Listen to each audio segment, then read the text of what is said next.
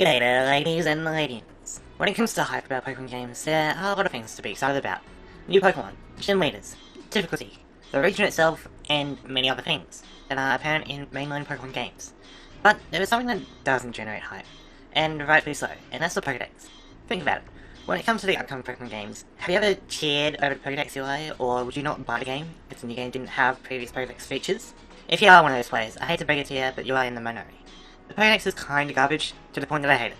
There are many reasons why I hate the Pokedex, which this series will be exploring, but the main reason is immersion.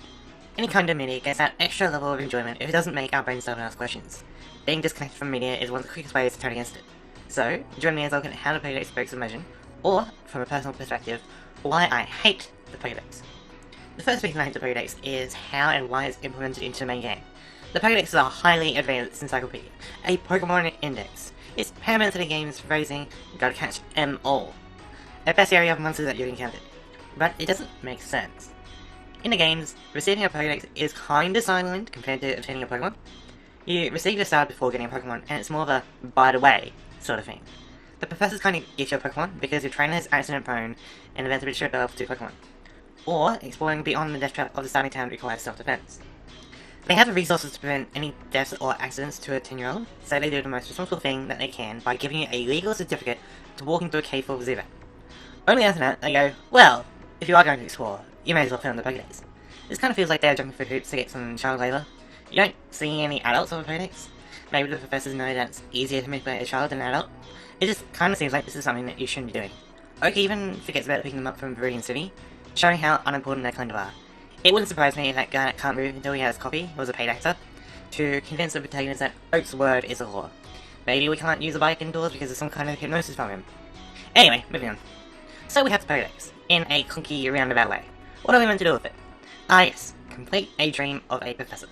They have spent their entire life's work to build, but yet it has absolutely no data.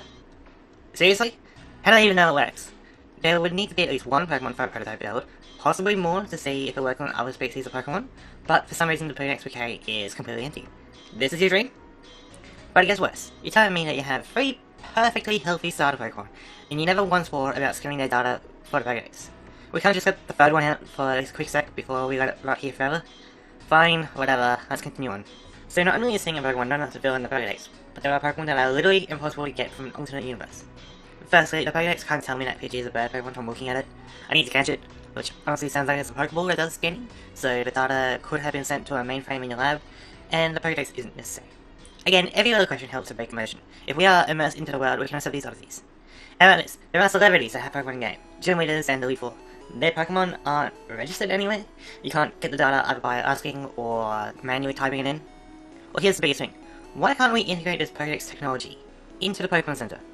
Even the PC would be helpful. Any Pokemon that comes in for a heal gets a small scan, and the data is sent also.